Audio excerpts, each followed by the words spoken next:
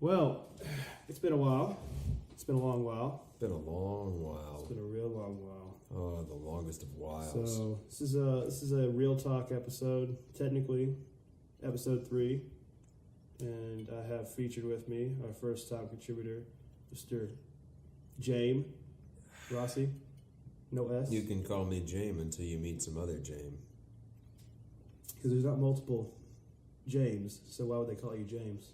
Correct. Yeah, my parents they were fucking idiots, and I've lived with that my whole life. I'm 29 years old, resident at UK Hospital, working in medicine. Go figure. And sometimes, every now and then, I like to, get a little roll around. I like parties. I like fun. Yeah, I like want to live in a hamburger bun. So. Yeah. You do your best Mortal Kombat impression. You average 2 or 3 fatalities a week. Mm-hmm. Oh, for sure. Yeah, you got to understand. I mean, we see a lot of people, and you can't save them all. And sometimes you don't want to save them all. Sometimes they deserve what they get. Well, you went too deep there. Well, I think that's a good segue into the film we're going to discuss. Let's talk about what you get when you deserve it. And that would be the entire premise of Dragon Ball Hopefully Super. It's Dragon Ball Super Broly. Broly. That's the only film I've seen recently. It's the only one I want to talk about. Only film we want to talk about. And so I guess what we'll do is, what was your first impressions? What did you expect going into this? I mean, this is the first time that I've ever gone to a Dragon Ball Z movie in a theater. Not buying it on my first Dragon Ball. My first Dragon Ball movie was on VHS tape. Yeah. And it was probably 8 years after it first came out. Because they didn't get theatrical releases. I really had to go to my friend's house to watch all the Dragon Ball movies. He had all the seasons and all the movies. That was the only way I saw him. And I'd seen the original movie with Broly long time ago. But when I put my feet up in the reclining seats of the whatever Regal Pavilion movie theater, I felt like I was in for like a blockbuster. It felt real. I've always been a Dragon Ball fan. I mean, back in the early 2000s, you'd rush home for Toonami. It was in the afternoon every day. See it at 5:30, right before you went to Awana on Wednesday. It was like 3:30. It was like the first thing after school. No. It was every single day for a few years. They would do it was like Dragon Ball Z, and they do like Gundam Wing, and they had like other shit like Yu Yu Hakusho and Sailor Moon. They would do like all the Cowboy old school. Bebop. Cowboy Bebop would show up, and not usually during daytime hours. Yeah, no, I only watched it at nighttime right after I watched the softcore porn. Softcore porn. But that's not. Okay. I mean, it used to be on all the time, every day. It was on Cartoon Network on the Toonami block. Like Dragon Ball Z, and then when Dragon Ball came out, or was got the English dub, they released it. It's like the story of Goku when he's young. Yeah, I got the bug. I had been watching Dragon Ball Super full speed. I think I watched every single season. Caught up 5, 7, 8 seasons in about I think it's a week and a half. No shit. And I guess the biggest thing. The biggest thing about this movie is this is technically the first Dragon Ball Super movie. There was a Dragon Ball Z movie that came out 2015. It came out 4 years ago. It's called Resurrection F. And it came out in theaters. I think it was actually like the first one that really came out in theaters. But guess who watched it? Not many people. Not many people. It actually did fairly well, though, but not nearly Shelby, as good. you're ruining it. Well, but it just wasn't. People didn't see it. This one's done pretty damn good in the box office for how few screens it's played on. It makes sense. My first impression was that the graphic quality was extremely high, and that was a mix of CGI and then every bit of the animation they wanted from the manga, just constantly mixing. Well, it's basically like they had. It was it's essentially. I think it was actually. Was it 200? I think it was a pretty long movie. Minutes? It was. I don't think it was more than 2 hours max. Maybe like an hour. No, 40 minutes. Right. It's. I think it was an hour 40 minutes, but it was basically. It was basically like 12 uninterrupted episodes of Super back to back with no commercial breaks. I won't be the guy that brings up the power up scenes of all the old shows just to say that this movie They moved wasted as some fast as time. it needed to move. It moved. It was very well paced, Yeah. I thought. And it jumps. It gives you a great. So this is the first one. The last Dragon Ball Z movie. The whole plot revolved around Frieza. Two of Frieza's minions are gathering the Dragon Balls to revive Frieza, who at that point was still dead and in hell. And so Resurrection F occurs before the entire Dragon Ball Super timeline, which is it's got Gohan is an adult and he's got a kid. It's kind of it's set like 10 years after the Buu saga, which is the end of Dragon Ball Z. I didn't actually really think like about it. the Yeah. skinny Buu. Mhm. So like everybody's back in the normal timeline. Like Goku's old, like he's an adult. He's got a family with it's Hercule's daughter. What's her name? Starts with a V. Chi-Chi? No. What is her name? I don't know. Oh, it's gonna bother me. Does this make our podcast less reliable or No. valid? Because I Does don't know her not. damn name. No, it's let me look it up. Goku girlfriend, and it's gonna be. I know it starts with V. Thought it was Chi-Chi. I think it's Videl. Videl, that's it. It's Videl. What? Yeah. So they're married and they have a kid, and like it's got it basically kind of centers around Goten, Goku's second son. Mhm. It's like his because like Dragon Ball Z was kind of like Kid Gohan Yeah. growing up, and Dragon Ball Super is Goku's second son, Gohan's younger brother. And so it's like it's kind of following that same arc. So it kind of skipped some years ahead, but it basically brings you up to speed. The whole beginning of the movie is a prologue, and it kind of goes through the destruction of the Saiyan super planet, home planet, and Vegeta coming to power, and Yeah. it's crazy. And like the whole cycle, the whole circle of power between Prince Vegeta and the other Saiyan families and clans that are caught in the crossfire, which, as you know, Goku and Vegeta have always been at each other's throats, and it kind of lays a good groundwork for people. So you can go into this movie not knowing what the hell it was, and you can still kind of understand that these people had a history before this movie. It kind of holds your hand, but not too ridiculous. It was like a 10-minute intro. It was minimal. I felt like they really banked on anybody that had watched old Dragon Ball not caring what they changed, and then just getting to the bulk of the movie. Yeah. So like it jumps you, it kind of drags you through like the previous 45 years of history in air quotes, and like the show, like the timeline, and it drops you right at like the present day. It's immediately, this whole thing occurs immediately. If you're current with the Super TV show, it occurs immediately after the tournament. They weren't going to explain the tails, though. They weren't going to explain power levels. No. They weren't going to explain There was a lot Saiyan of levels. They weren't throwback. going to explain anything. They were. It was pretty funny. There were some pretty good throwbacks. There was even like the opportunity to use the throwaway. It's over 9,000. There was a lot of scanner jokes in the They beginning. didn't drop and the they joke. didn't do it. No, they did it on purpose. It was Yep. hilarious. He's like, and like there's a line, and she's like, "Oh, it's like it's over." It doesn't even read it. It was And then amazing. the scanner breaks, and he's like, "Oh, the It breaks, scanner and he's like, exploded. the scanner Well, I guess sucked." we'll replace it." And it's pretty funny because like it's a whole throwaway plot device where like Frieza's like, here's some new scanners because the ones the Saiyans are using are like handheld rangefinders. You got to hold up like binoculars instead of wearables. So, Our whole theater, full pretty theater, was laughing. I mean, it was like what 36 people in there. Mm-hmm. As much as it could sold hold. out. I mean, It was like a small theater, Yeah. but it was sold out. It was like friggin' 10:45 showtime on a Friday night. Yeah, it was like all dudes. Surprise! it was literally all dudes. So None they of know us their as audience. muscular as the guys on the movie. They know their audience. We're all slight frame anemic weebs that we're gonna go watch Dragon Ball Super without girlfriends. So they played their market really well. There's some overtly crazy anime typical sexual content, like just overly Just enough, sexualized yep. scenes, but not too much, but more than you have in the TV show from time to time. Not like Master Roshi sexual though. But not right, Master. No. R.I.P. I miss Master Roshi. I really wish there was a way to kind of bring him back into this, but I feel like nobody's they, ever at fully least dead. with flashbacks, or With maybe with some flashbacks or kind of like something. Saiyan Jedi combo magic where he just exists, but he can't do anything. But I wouldn't be surprised to see Roshi come back at some point. But I think the funniest part of the movie was, to me, there's this entire MacGuffin thing where it's A MacGuffin's like something they go after and it never gets revealed. It's a plot device that moves the plot forward, but it actually contributes nothing to But the what plot. were they going for then? So like in Pulp Fiction, it's the briefcase. Sure. They never show what's in it, but that's like the whole plot. So the MacGuffin was the Dragon Balls. And what was Frieza's wish going to be?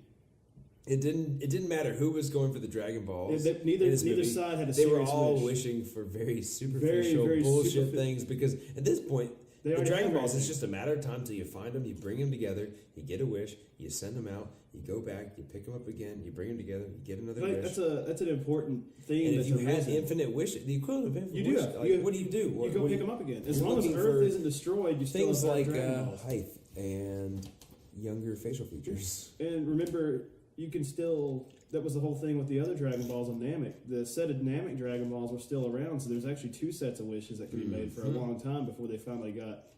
Would they get like destroyed or hidden? I can't remember. Dende is like the last Namekian that's alive, and they're like somewhere else. But there's something tells me the whole set doesn't exist anymore. They may not. I think they got destroyed or something. But for a while, so as long as Earth stands and exists, they've got basically infinite wishes because they obviously, half the show is spent tracking down. They can Dragon literally find Ball. every Dragon Ball within a day. I mean, Bulma owns Capsule Corp. I mean, they can build machines and fly anywhere in the world. So it's like the whole thing was hilarious. So the Dragon Balls are very much Shenron's like, involved. fuck this shit. I'm tired of you guys. So you have Frieza on one side, and everybody thinks he's going to wish for immortality, so he can't die at Goku's hands anymore because Goku's got his number. But he just wants to be 5 centimeters taller. Not tall enough for people to think he did something. It's a reasonable wish. It's a very reasonable thing to ask for. I don't even understand why everybody's mad about it. I don't think anybody was. I think they were shocked. Oh, yeah, everybody thought he was going to wish for immortality, but he doesn't want to take the fun out of fighting. And he's right.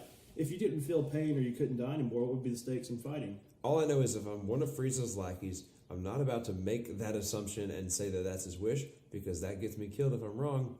And they were just fucking lucky that they were right. I thought so. The whole premise of the movie is Broly's exiled. Broly is like this. He's a Saiyan with, they call it latent ability. Sure. Which in the Saiyan culture, they sent those kids off planet because they didn't know if they could be trusted or they'd be safe to have in society. So it was basically the equivalent of locking somebody in an insane asylum in circa 1800s. Yeah, saying that they didn't think right. They weren't fit for society, so they were like deported, essentially off planet. So that's what happened to Goku. Well, it was going to happen to Goku, but he was hidden, and his father Bardock sent him off planet because he was afraid something was going to happen to the planet, which it did. Yeah, they didn't waste any time. As soon as he was gone, they burned that planet. So Broly gets exiled, and Broly's father thinks that it's a whole scheme that Vegeta's dad, who's also Vegeta the Third, because the Vegeta in the show is Vegeta the Fourth, and the Saiyan home planet's called Vegeta. It's very confusing. They're all Vegeta. So they don't give a Vegeta's shit the about royal that, family. But it's also like a English translation too, so it's like super weird. Yeah. And did you know that every single Saiyan is named after a fruit or a vegetable? Blah. So everybody knows weird. that shit. So except for Broly, I don't know what Broly is. it's shit. I saw that. Exactly. But it's a vegetable. They're all vegetables. It spins on vegetables. So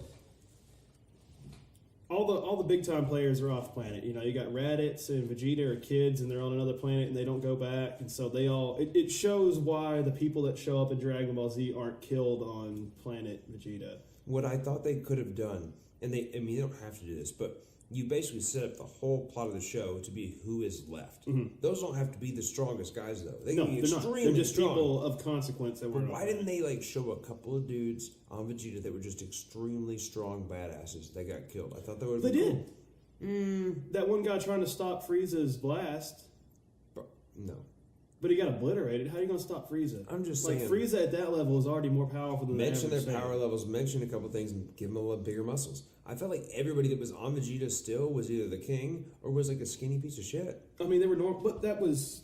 I think it's important because what we've seen from the show is just it's the strongest warriors that were exiled or happened to not be on the planet when it got destroyed. So it's kind of an outlier of the Saiyans, but. They were known as a warrior race, does that even mean that even the weakest. Exiled? Yeah, it does. I mean, that opens up for how many other people were off the original Broly movie. exile wasn't the main option. Mostly they would just kill the kids. Well, they would because they didn't want to be usurped. It's kind of Yeah. like a Sith Lord kind of thing, where it's like if That's you let what them, it felt if like. you let That's them, no, everything if you is let them Star Wars hang around, references it in my is. mind. Well, it's like if you let the young ones hang around too long, they'll usurp you and kill you. Like Yeah. you're not allowed to have a peaceful transition of power in that society. Like, there, it's a warrior society.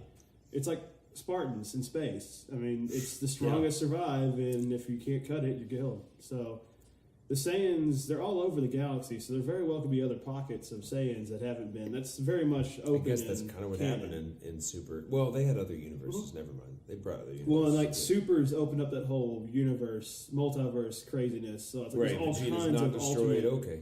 So there's just all kinds of crazy shit. But it's no more ridiculous than your average comic book universe. I mean, how many times is Spider-Man alive, dead, and 15 different people? I mean, there's a movie that's been out. 7. The answer is 7 to your answer is question. 7. It's 7. Yeah. What Okay. is 7? What is 7? So I thought it was interesting. So Broly's basically the super weapon that's hidden, and Vegeta, some of Vegeta's force finds him by accident on this little remote planet that he and his father have been stranded on for like 20 plus years.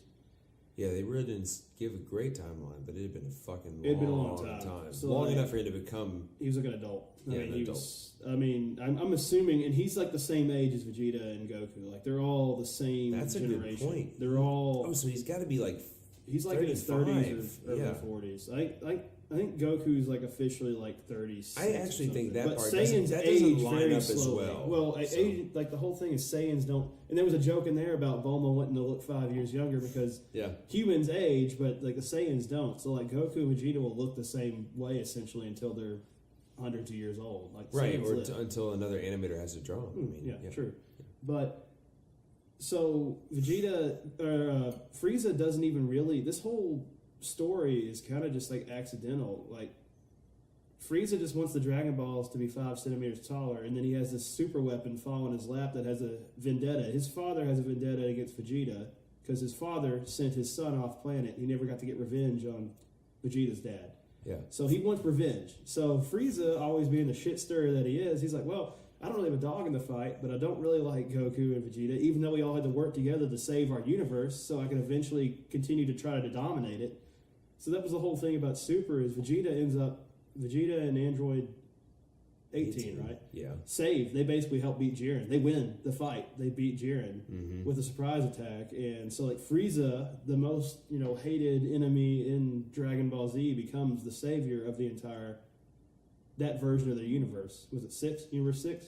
I think there's 7, but There's I 7? don't know. Yeah. So their whole universe is going to be destroyed, but Frieza saved him. But you got to think Frieza doesn't want the universe to be destroyed because he's always trying to conquer it. And what universe is there to conquer if it's dead? Yeah. So he very much played the enemy of my enemy is my friend. So he's like he's got this. It's a weird place in Dragon Ball Z where Frieza's actually not the dark bad guy. He's kind of like a gray. He's a gray figure right now. He's still a despicable character. He's done a lot of evil things.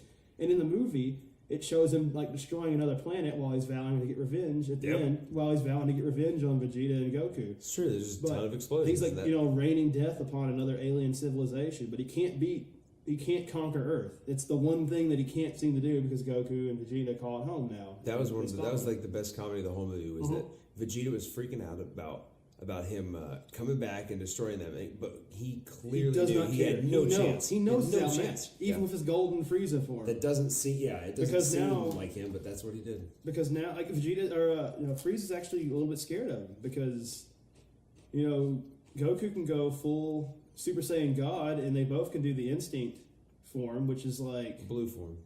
what is that? It's like Super Saiyan 3.5. Would you call it? Is it more than Super Saiyan 4? Wait and a that's, minute. And that's the No, argument. blue is God form. Blue is God Pink form. is Ki form, and then you got your Ultra Instinct that Goku can barely tap into, I guess. So that's what they're working on right now. Yep. But Broly has this crazy hidden power. That I'm gonna question Yes. if it's Super Saiyan 4 or not. Yes, that's Jimmy's Because- theory. Yeah, I've He heard can it a lot go. too. He can go grade 8 without changing his physical form. His tail's cut off. Yeah, but he can and be in the strong. non-canon shit, that's exactly what they did. They just looked different when they did it. They evolved into that new form. He's pulling from the power of that form without looking that much different. But he loses mental capacity. Like he goes like berserk. He's not thinking like he would think because he was a normal human still. Yeah, That's they always say that like you can't control anybody that's mentally handicapped is usually stronger, than a normal person. So he's hundreds and hundreds of times stronger, which means he's 100 times more handicapped. And he like right. Erase that part of the. He's got very special powers. Erase that part of the podcast. So that's a hot take. Mics are hot. Blistering take from Jimmy. The special ed Super Saiyans there. Well, he can barely talk, so I'm not that far off. Well, no, but it's like he's very much like a Tarzan kind of character. He's been isolated sucks. from Yeah, society. he has no idea. He has no interactions. He's very naive. Like his only friends were like these monsters that lived on this remote planet with him. His dad wasn't really a dad to him. His dad used him as a tool to get revenge. His dad was shit to him. He like had a collar, like electric collar on him to control him because he didn't know how to rein in his kid. Like, that was same from movie to movie. It was. That same collar, it looked different, but it's the same collar. I thought it was kind of funny that everybody that cared about him, like the Frieza Force people that cared about him, wanted to save him because he was innocent. Mm-hmm. And I thought about that in real life. If you just act ignorant, then it's almost the equivalent of innocence for most people. Not knowing what you're doing means you're naive and it's okay. And people want to help you, and they want to help you fix the problems that you created because you didn't know what you were doing. And I have no point to this. I'm just saying. But I mean, is there that could be a cop-out at a certain level. It's like, well, if you act stupid... Exactly. Does that mean you get away with anything you want to? Yes, it does, is the thing. Because that's a very current issue yeah. in, I would say, a lot of really, really hot issues today that are not movie-related, but you could say that's kind of what's been reigning a lot in politics the last few years is, well, I didn't know it, or I didn't know it was a crime when I did it, so it must not be a crime. So it's like, how much of it was true, and how much of it's actually... How much is Broly actually responsible for? Because at some point you have to accept responsibility for your actions. That's his what I'm dad trying to did get treat at. him like shit. I think Broly, he's allowed to have one big explosion like he did. And that was it. I think he got rein it in. That was his one chance. And I think that's what's cool about this movie versus the original one in 1993. Oh, God, yeah. Because in the one in 1993, they kill him. He's fucking dead. He's dead. He's fucking dead. That was a Chris D'Elia reference. I love you, Chris. I'm sorry I stole your thing. But apology accepted. Yeah, I mean, that's not fair to you. I understand. I mean, that was the one thing I liked about this is it kind of brings Broly back, who is actually a pretty popular character. People were actually upset that he's been dead because they were like, "Oh crap, this is somebody who's actually could be the most powerful enemy they've ever faced." Truly, because it's a Saiyan, and he has this crazy power that it took Vegeta and Goku fusing for canon for the first time. The first appearance of Gogeta. Fusion. The first appearance of Gogeta, it took Gogeta to stop him, and that was just stopping him. They still had to convince him to stop. They had to talk to him. And they finally got back into his head and were able to pull him back from the brink of or for all of 2 seconds until they were about to kill him, and then they Dragon Balled him. Yeah. And he was, truly, he was not going to stop if the Frieza Force that liked him didn't summon the Dragon Balls and send him back to his planet where he came from. So, Broly really is bad shit if he was an actual enemy, but this movie kind of made him more human. Yeah. Because Goku's like, I know this is not like a monster, he just doesn't know any better, so we need to give him a chance to get better. I mean, Goku's never going to get rid of somebody who's going to be an actual partner or like a fighting partner, a training partner. Because he sees Broly, Goku's an idiot. He's a lovable idiot. He's like Frieza. Yeah, he keeps everybody else around. Broly. Honestly, if there's a way to keep Cell around, he probably would have. I mean, it's like, but that was kept Gohan. Gohan killed Cell. I think if it was up to Goku, if Goku had been able to stop Cell, he probably would have kept him alive. Never thought about that. I never. He probably laments it every day. Which is it sucks. It's Cell's my favorite. I wish we could see Cell again sometime. I don't know. I don't have a favorite. I think Boo is the most relevant to me. I think Boo was the most insidious one, the creepiest. When he, but the whole super arc is just a bunch of random enemies, and Jiren kind of at the end is Jiren's bad shit. He's just shoved in But there, he's though. hurt. He doesn't feel that special to me. But I think... And his actual form just looks like a normal person with fake ears. Like, it's not really anything special. Well, I guess they're kind of bad about always having... I've noticed that a lot of the aliens in Dragon Ball Z have the same ears. They're always squares on the side of their heads. Yeah. Which is weird. Jiren has those ears. They're all fucking humanoids with square ears, man. They don't have a lot of... I think some of the coolest aliens were some of those other Destroyer gods. Mm-hmm. Like the pairs. Like, those are some cool... I mean, even when they threw in, like, a clown god, whatever. What's the little god, master of the universe, the little Zero guy, or Xenu? What's his name? The little dude with I know exactly what you're saying, but He's funny. I don't know his and name. his, like, twin, his he, alternate like, created version. himself, yeah. So... No clue. I think there's a lot of cool stuff going on in there. And really, what Broly did is it kind of brought...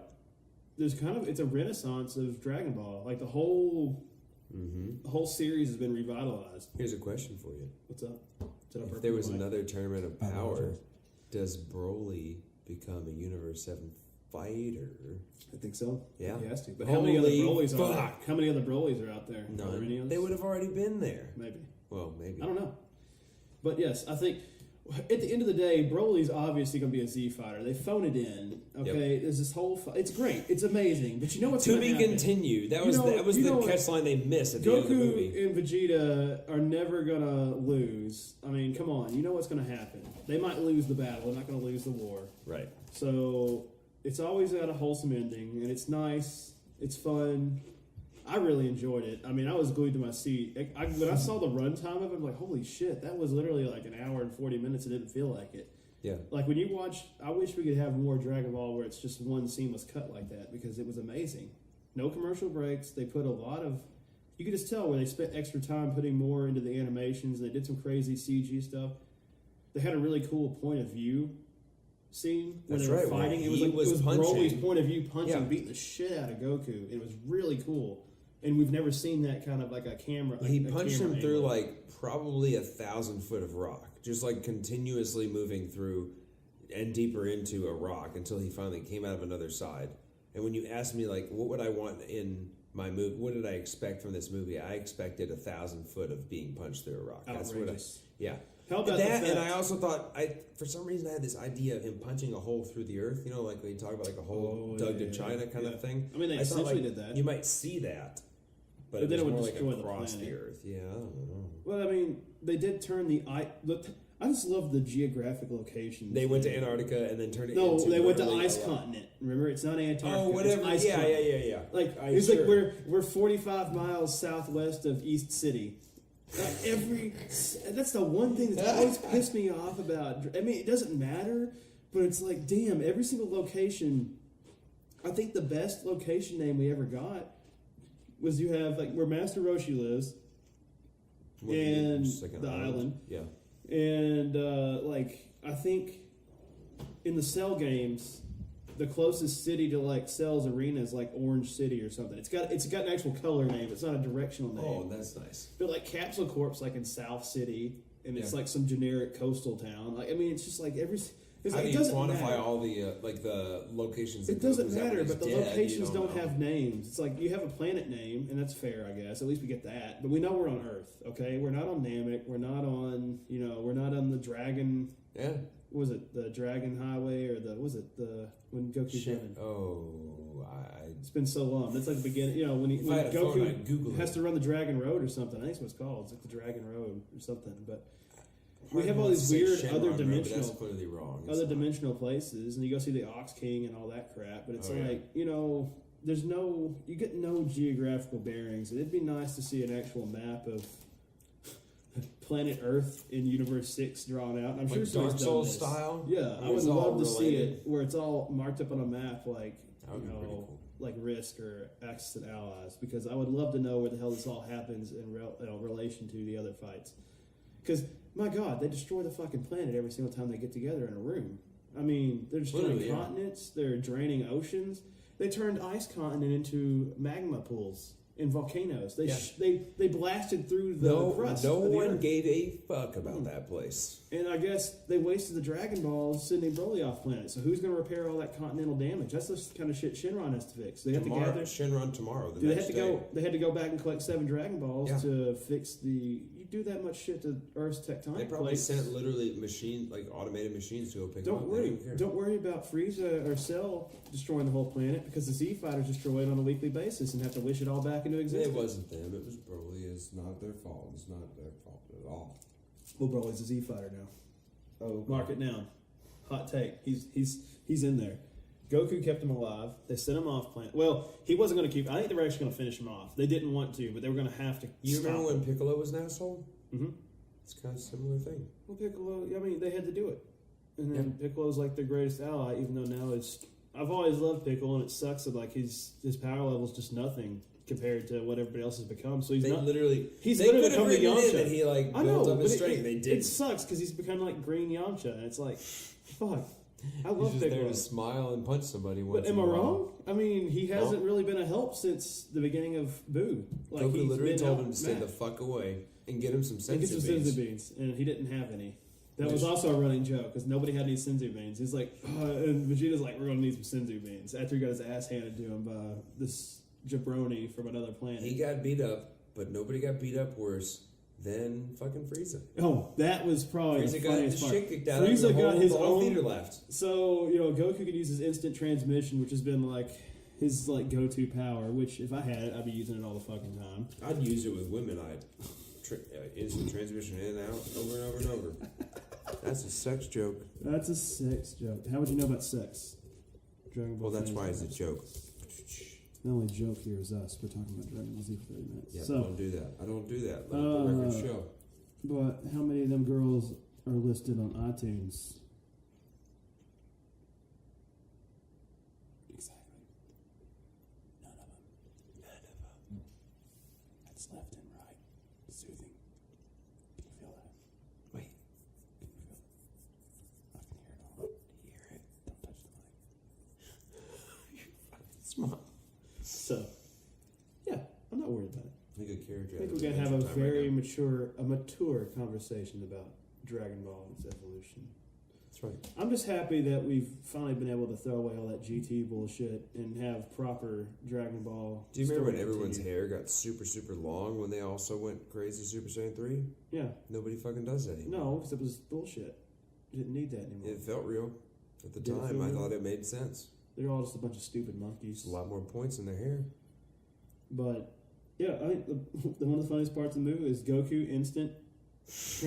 He was instant transmission to go talk to Piccolo, and it leaves Frieza He took Vegeta alone. with him too. He didn't even He tell took Vegeta with him. Yeah. He grabbed Vegeta and he just dipped, and it just leaves Frieza's the only person standing in the room with Broly, and Broly just absolutely beats the dog shit out of Frieza. I'm trying to think of some like old like 1940s terminology to explain the beating that he got. I can't think of it, but imagine what that would be. He got mollywopped. Sure. He got Codswalloped? No. yeah, that's a good one. That's all Yeah, right. that's all right. I mean, he got absolutely fricasseed, fucked up, and he went golden Frieza and everything. He pulled out all the stops. He's like, oh shit. He thought he was something. And he knew as soon as Goku and Vegeta left, he's like, "Oh shit, I can't control this guy. I've like pushed him. I killed his father and finally pushed him over the last tier of insanity."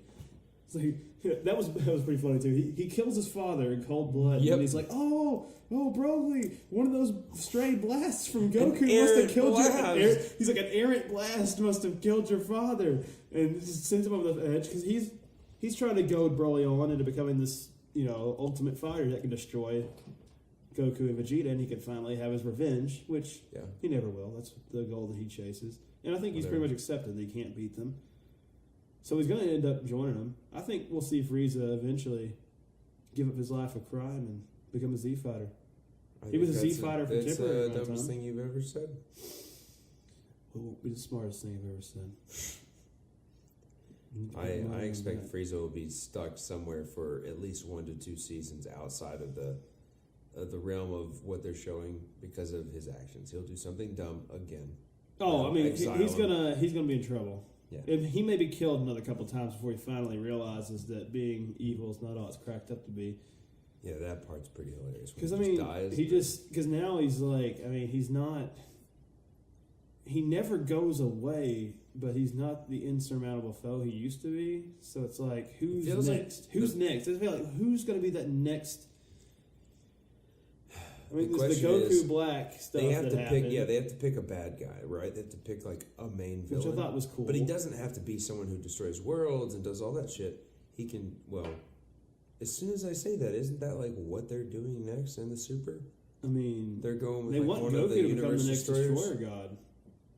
That's Yeah, like the but whole thing. Is like they keep saying, "Oh, Goku, you going for Beerus' job?" And he's like, "No." Yeah. There's But some it's bull that's like he like eats the souls of planets. He like sucks the energy out of planets and. I mean, there's always something else 100 lurking. times or So something, yeah. we'll see what happens. But I'm not gonna The lie. Taurus guy. I'm not gonna lie and say that I know what the hell's going on. I don't read the manga.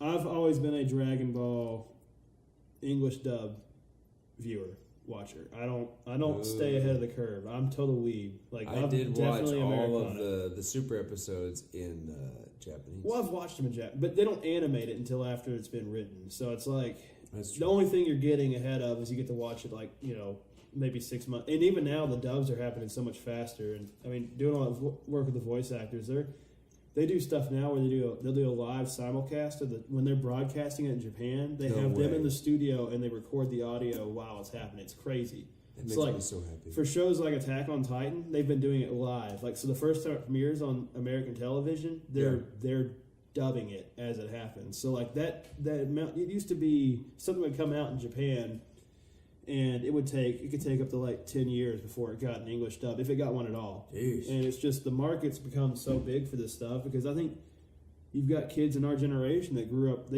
There were some networks that took some risks, and they were like, "Hey, this is pretty cool stuff." And if you just put some English voices to it, kids would watch this here.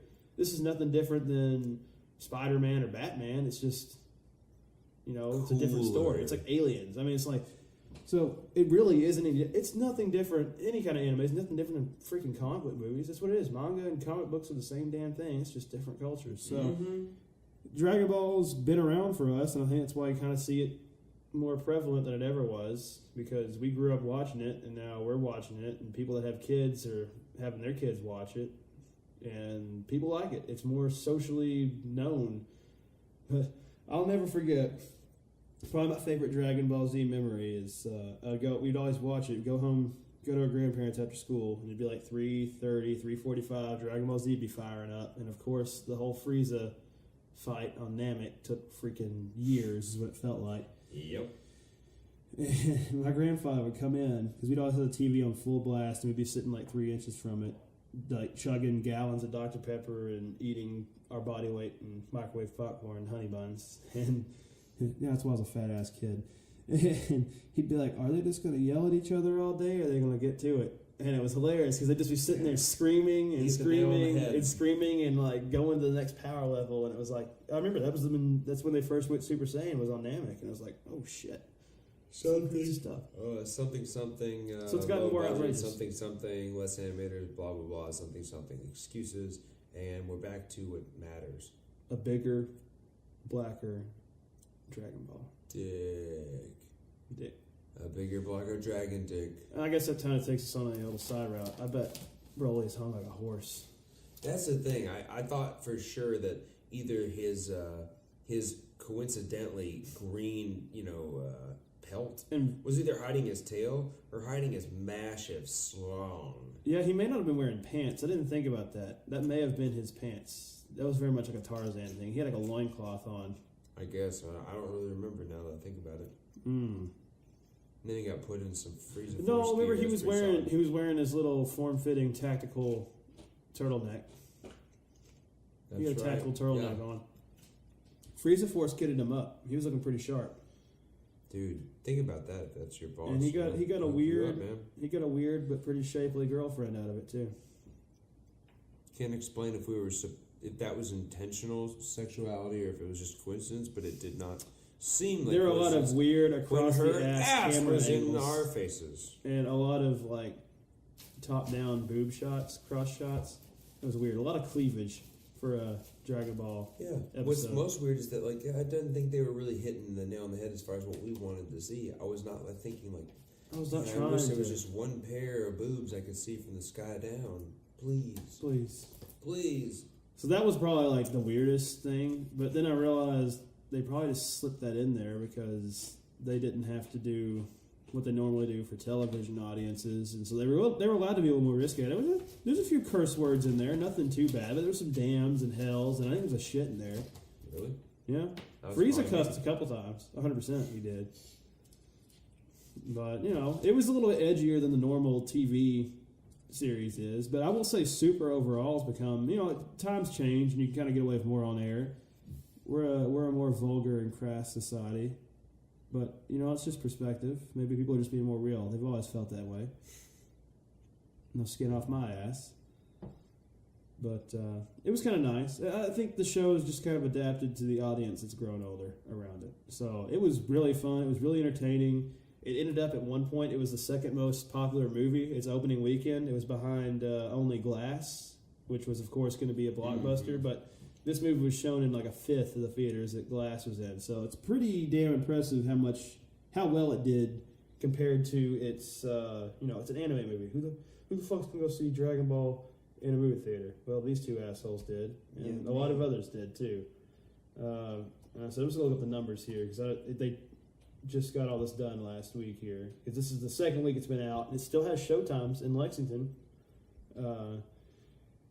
So on IMDb, the movie's got an 8.5 out of 10 with 7,500 reviewers. That's pretty damn good.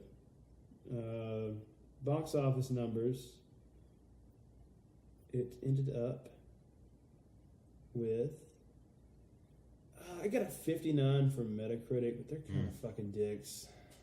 A lot of these people are tone deaf. Like Los Angeles Times gave it a 70.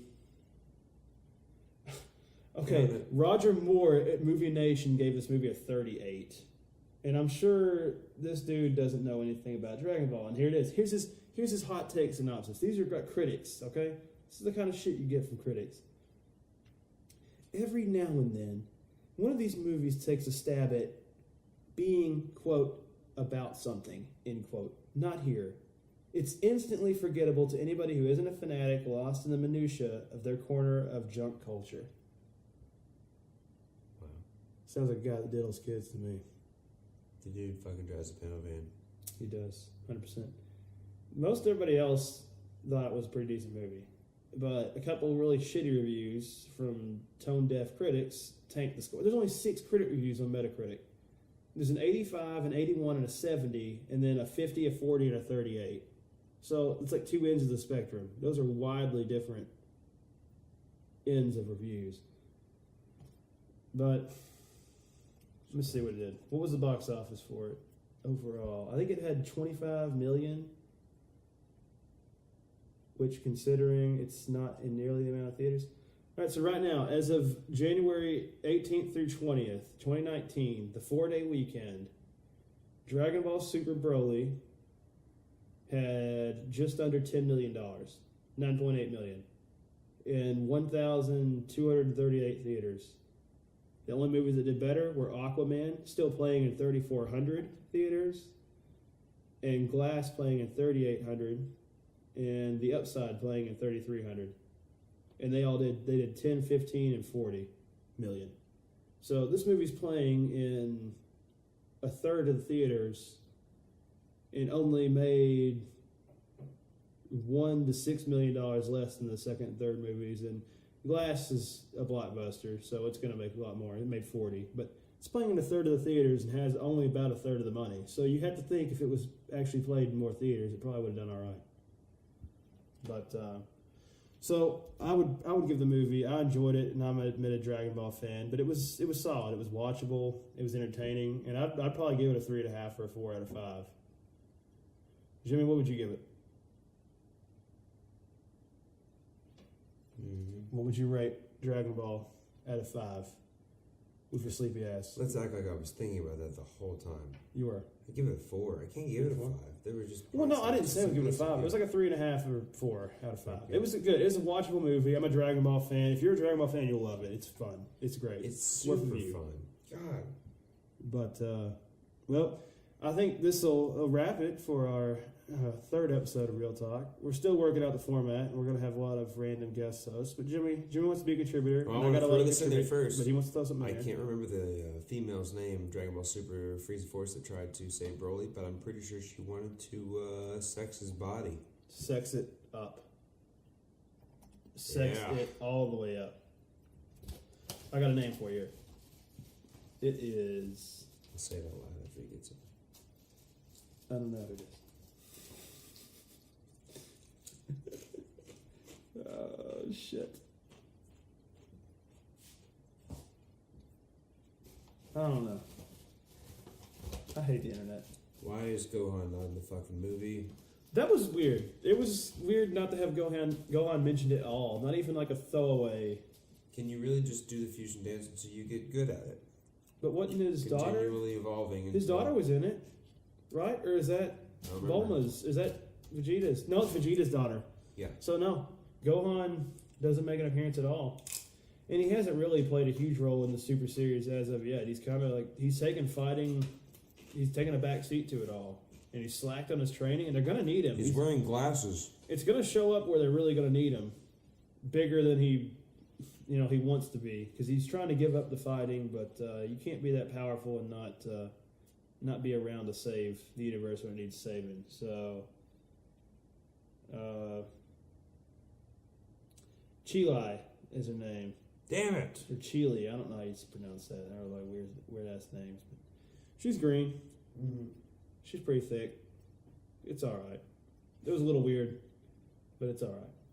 She's a nice gal. She loves Broly for who he is. And, that's all that really matters. That's all we're looking for, right? So, well, this wraps it for episode 3 of Real Talk. And y'all bitches, give us that like, follow us, downvote us. I don't care. I'll keep doing it. I don't get paid to do this. You can't stop me from doing this. That's right. And we love you, and we'll see you around next time. Jimmy, your sign off. Goodbye.